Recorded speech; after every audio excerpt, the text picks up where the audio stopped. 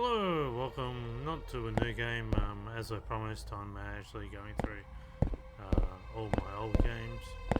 Um, this is a game called One Night. It's done by a single indie Russian developer. You can see the mass murderer down, or the serial killer down the bottom there. We're actually in a museum. 4 people worked in the museum. I believe we were one of them, and then somebody was killing them all. This is no longer on the Steam store. It used to be. I'll explain why it was taken off the Steam store.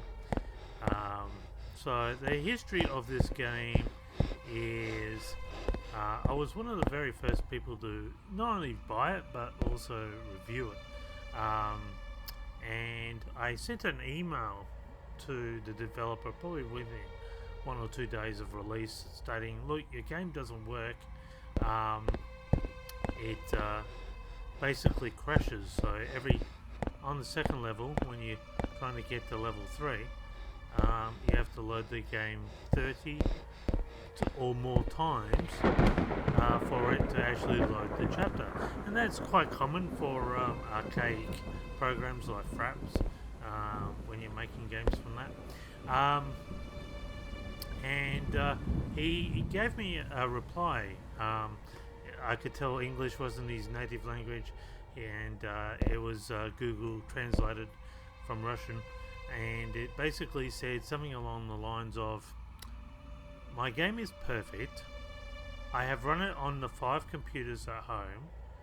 It is perfect. The problem is you. Read specifications. Don't waste my time. Bye. And I was like, excuse me? I was dumbfounded. Like, I know Google Translate might not be the best, but that was ridiculous. And the word perfect was placed several times. My game is perfect, but it was all capitals. Like, he put the word perfect in capitals, every letter. So I wrote back to him and I said, your game is far from perfect. I can kill myself inside a door jam, just shut myself inside a door. I can jump on a table, put my head through the roof. I can actually run full belter into a table and skewer myself to death. And even chapter 3 to chapter 4, you have to load 50 to 60 times for it to actually work. And please get rid of the picklocking system. So he introduced a mini game, and thankfully he's got rid of it. But it used to take about 45 minutes to open a door. It was the most ridiculous mini game system I had ever seen. 45 minutes to open a door, I kid you not. And half the doors would just lead to cupboards. And this door was the door that I was supposed to find, but it would crash as soon as I opened it. So I just rage quit. I YouTubed the whole walkthrough, showed everyone, and recommended everyone not to buy it. So as I said, all these games have been taken off Steam. I will explain. He replied back to me, and his reply was, I took my game to work. On the 11 computers, it was perfect. My game is perfect. The problem is you. Don't waste my time. Stop being a troll. Something along those lines. And I was like, wow, that's it. You've just created an enemy. And I'm going to have to show everyone how garbage your game is. Anyway, he did fix it. I never had the guts to finish it. So here it is. This is the finish to One Night. I will put the rest of the levels in a playthrough if you want to torture yourself. But here it is. Ta-da. And we can actually get through. We're not getting trapped. We're still in the mansion of the museum. Now, in the store page, he said basically the gimmick to buy his game was it has a surprise ending like no other game. It would wow you. Patient number 12 suffers from attacks of schizophrenia. Does not recognize their relatives and friends. Invented a new name and biography. Killed several of his colleagues. So if you're thinking we're patient 12, you would be right. If you're thinking we got schizophrenia, you would be right. Is that the trick ending? No, he goes up one step further. But that's pretty much part of it. And this is the end of chapter 4. So there's only 5 chapters in the game. There's one more after this. I will try and quickly get through it. Doesn't look like the murderer's coming. Now the murderer used to be a zombie, but he retextured it into a guy that looks like Johnny Depp as a Joker, I guess. The other thing he changed is I used to be able to open up rooms and walk out into space. He closed all those off. I thought that was the trick ending. It wasn't. It was just he forgot to close the doors. All these words you get to read later on anyway, so I'm not going to bother.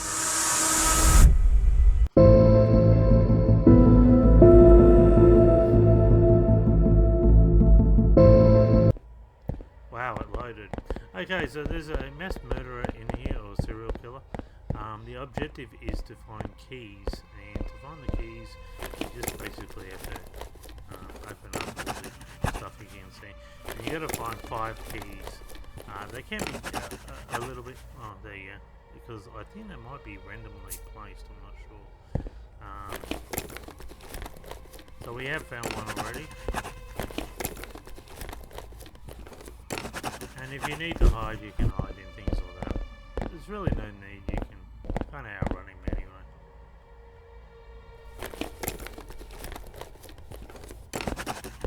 And there's this. We've got 2 keys. Here, he's not here. We'll run in here. There's always a key here. That's 3. Okay, and try and get out. Haven't come across him yet. Now you'll need to turn on your camera to get this one. That's 5. Turn the camera off.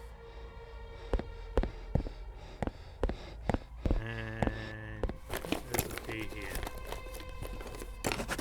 And that's your 5 keys, so that's all you need to do. And then just go back to and touch the lever.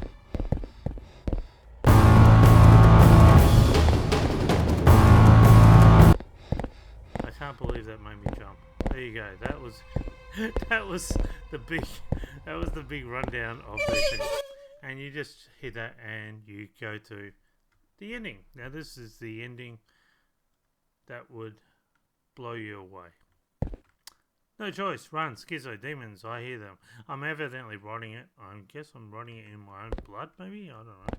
Or somebody gave me a red crayon. I hear them sewed up his eyes. Schizo, where are my pills? You are sick. I guess I killed all my colleagues and I'm reminiscing about it. Where are my pills? You are sick. Questions. So that character you saw running around is us recollecting.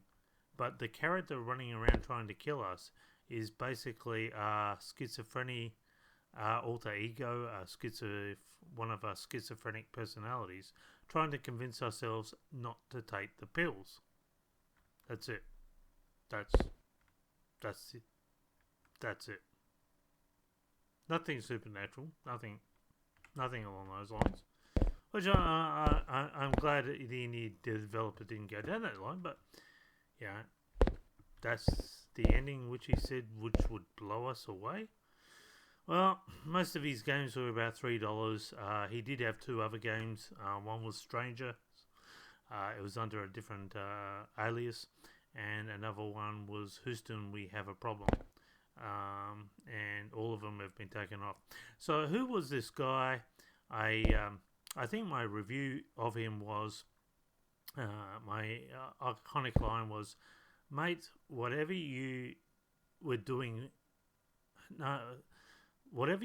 before making games, go back to doing that, or delivering pizzas, or whatever you were doing. And well, today I'm going to show you what he was doing.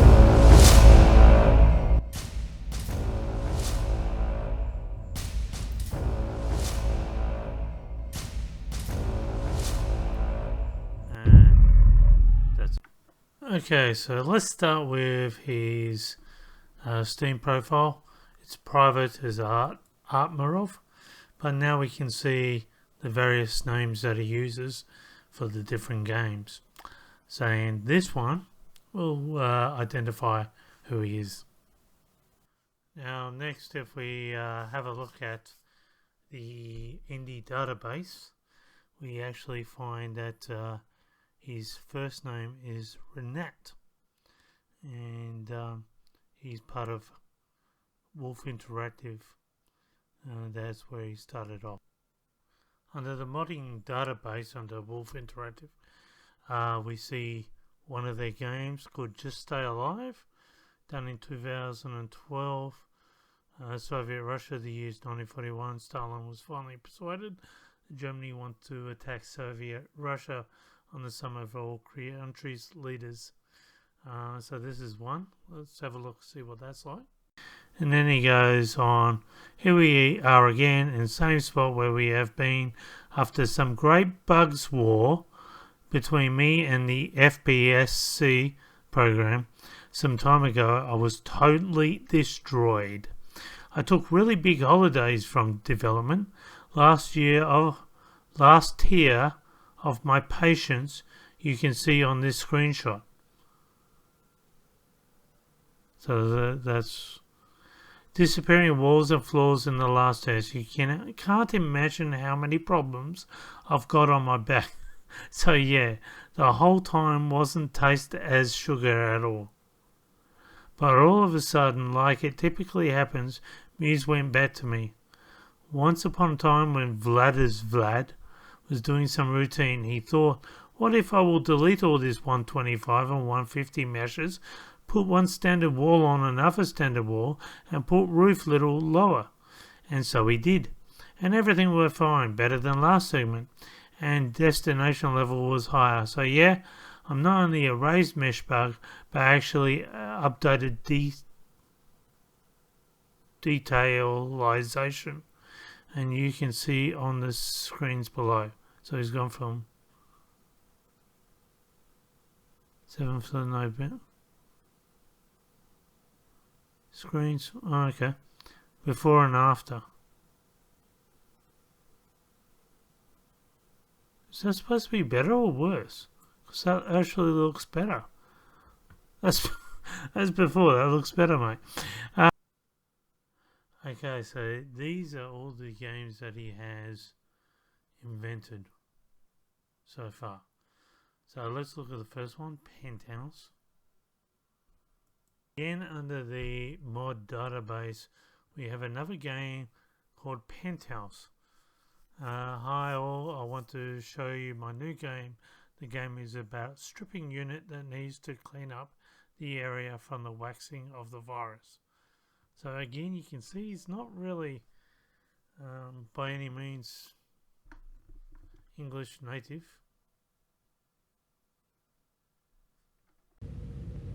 This is a zombie game.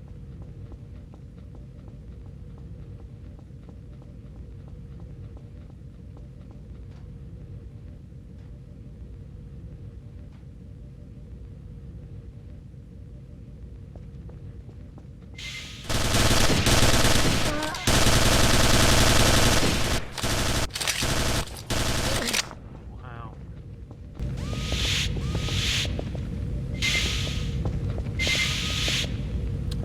Wow. This is Penthouse. This is one of his games. Hi all, I want to show you my new game. This game is about a stripping unit that needs to clean up the area from the waxing of the virus. But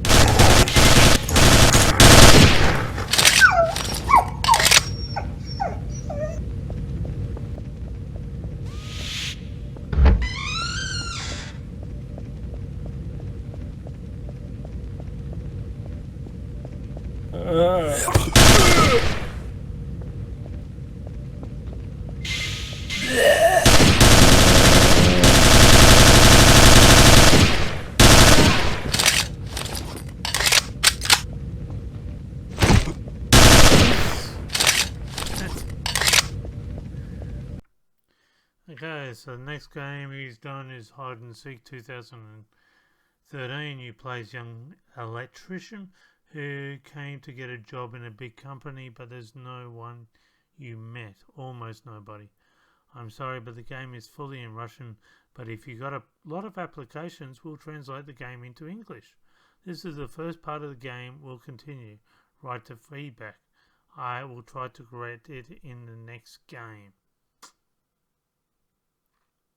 Okay. The continued adventures of the electrician. Game begins with the first part style. Further, only scarier and stranger. According to many reviews, I realized their mistakes and corrected them. Should we even have a look at this? Okay.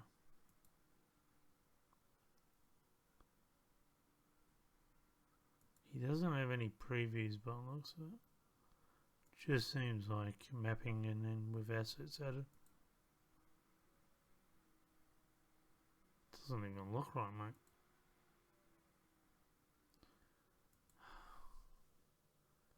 I have this funny feeling he's done some other stuff I've played. Okay. Okay, so this one was on the Steam store. I think it sold for $3. This was taken down as well. This came after One Night.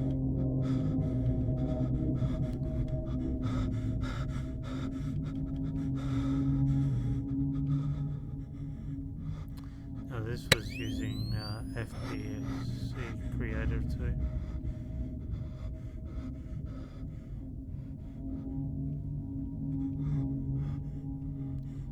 So it would crash quite a bit.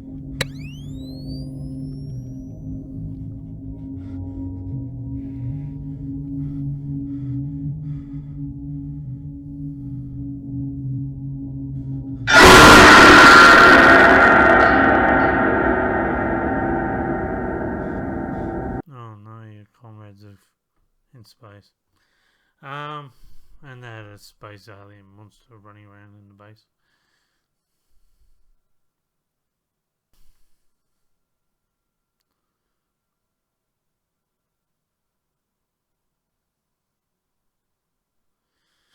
How did you make this game?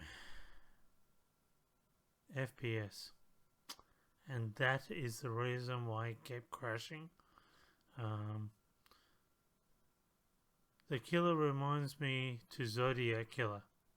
Good idea. So he didn't even come up with someone else came up with it. Looks awesome. Will there be zombies in it? Will immediately release. No zombies will not be.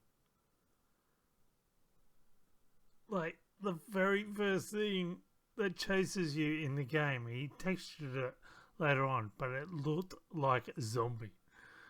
Wow. Alright, let's have a look at his other stuff. So this was a game apparently, I guess he wanted to add to the One Night game that we played. Maybe he was going to sell it as a DLC called One Night Awakening.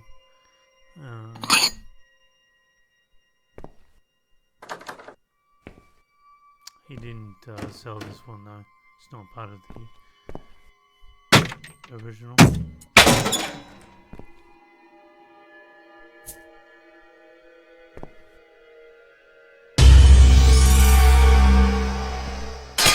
Now, did that not look like a zombie? And he said, no zombies. This is not a zombie. It's just somebody who... It's an alter ego personality who's making out it's a zombie. And he's just wanting me to take kills. I don't know.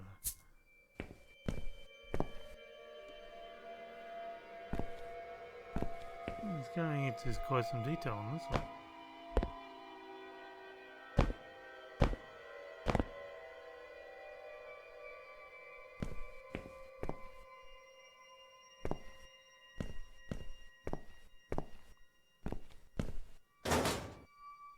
I mean, to tell you the truth, some parts of it really isn't that bad.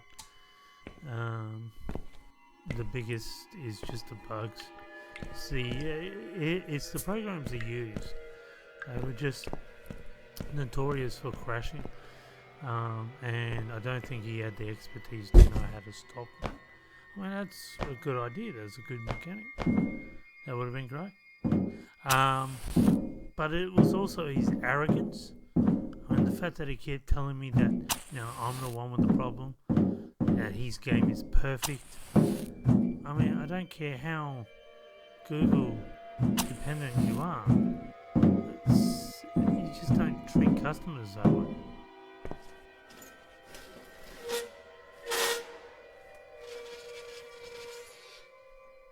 The heck is that?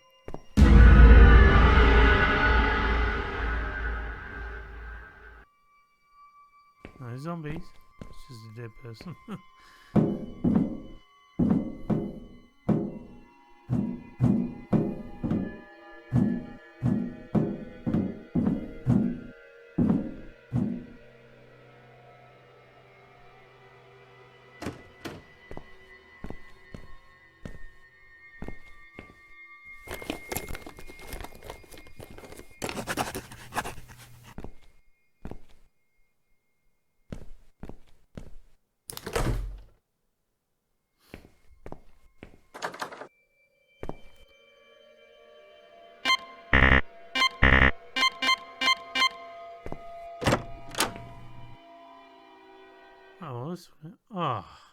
Thought we were going to see the whole game.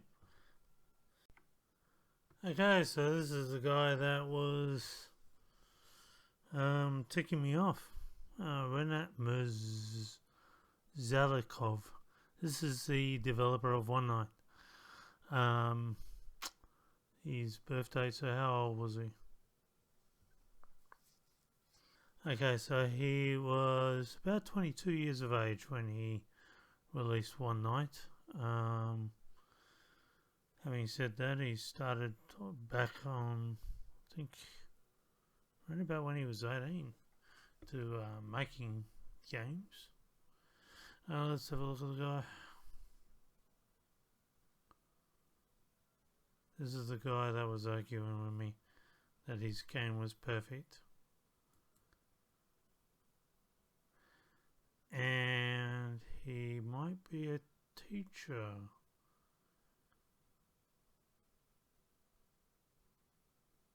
Okay. That's maybe what he means when he said he took his game to work.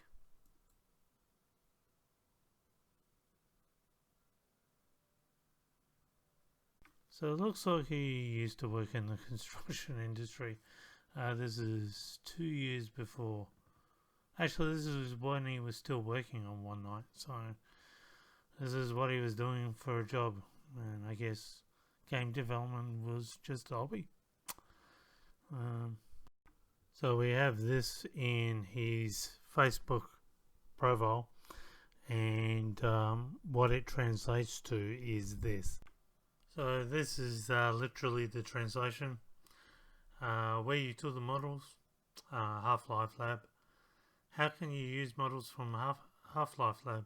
It's plagiarism. They accepted, which means I can. Or probably they think it's a mod. Smile. You're a risky guy from another user using a meme picture. Only badasses can sell a game on Steam with their Valve models. So, this developer was very cocky. He was saying, basically, I just ripped off their own models and put them in my own game, and I'm selling it back to them.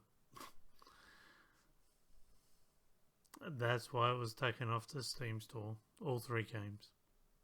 So if we actually check a site called Sketchfab, we'll find that he's actually an artist himself, as he said he is, and that he creates assets, and that's something that he's created, which isn't bad, but he sells that.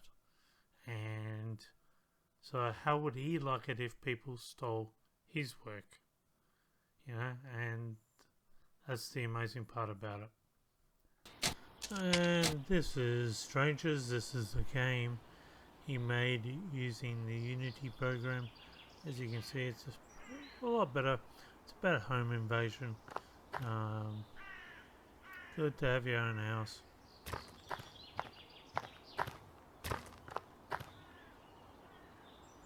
Same sort of principle. Looks nice. You know, district thieves are on the prowl. They've robbed James and Peter's house. Be careful, Rob. Look, I'm not going to show this whole thing. It takes about 20 minutes or so. I just wanted to show sort of games this was the last game he had made. But I'll just show you some snippets of this area. And predominantly in this game you would use a computer inside the house to set up a camera system. And that was basically the whole premise. And of course eventually at some point during the night you would see someone in the camera.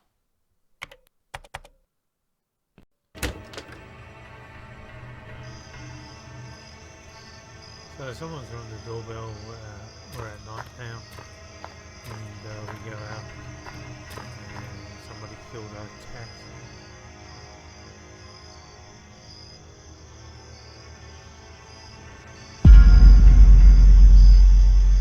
We can see someone upstairs in our room.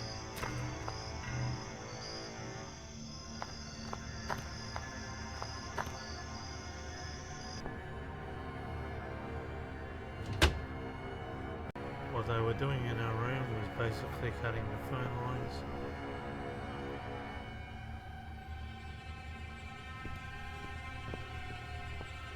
We need to go back outside to the car, but we realised they've taken the car,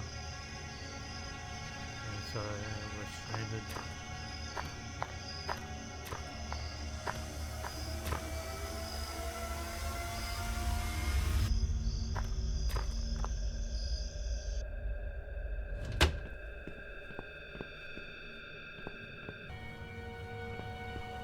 We also realised that someone's left a package for us inside the kitchen.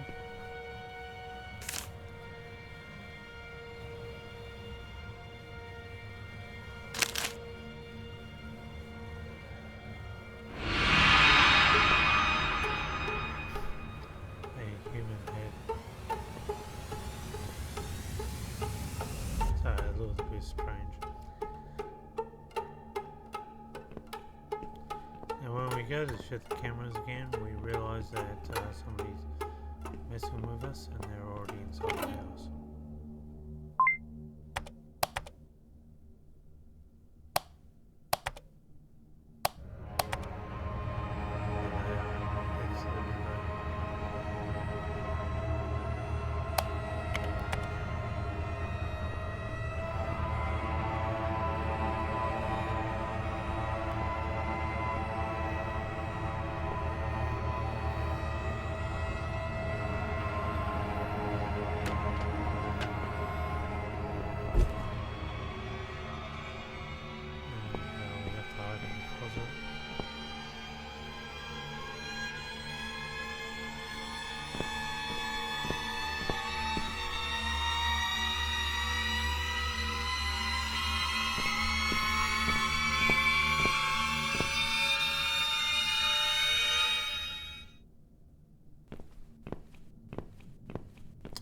And that's the big scare.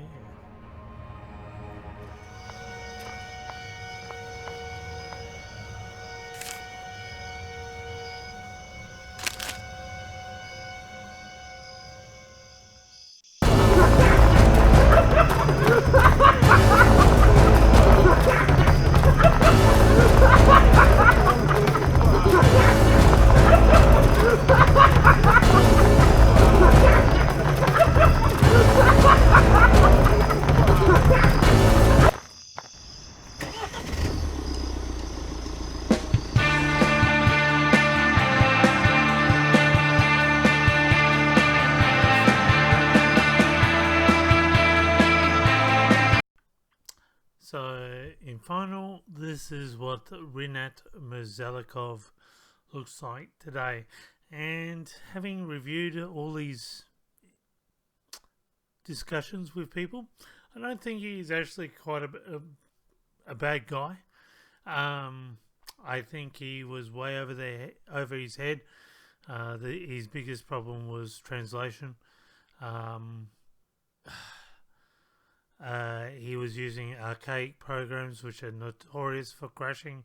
I think he realized that, and that's why he changed to Unity, where he made the game Strangers. But I think by that time, the problems had already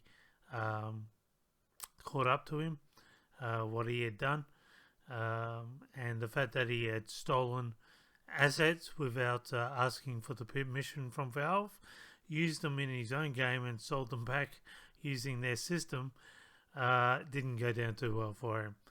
And by that time, that was it. It was kind of a big black mark.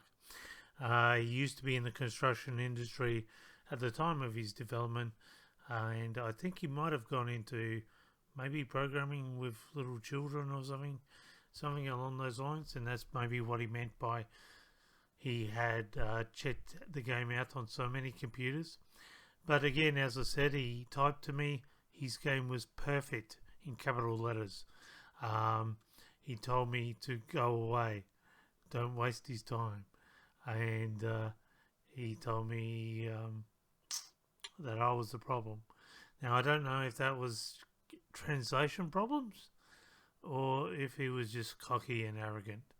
And the fact that he was discussing it openly, laughing about it, that he had stolen assets and used them, and he's a graphic artist himself, I kind of leaning to the cocky and arrogant side. So I don't think we're going to see much more of Rinat Mirzalikov. Well, I hope you enjoyed it. Until next time, bye for now.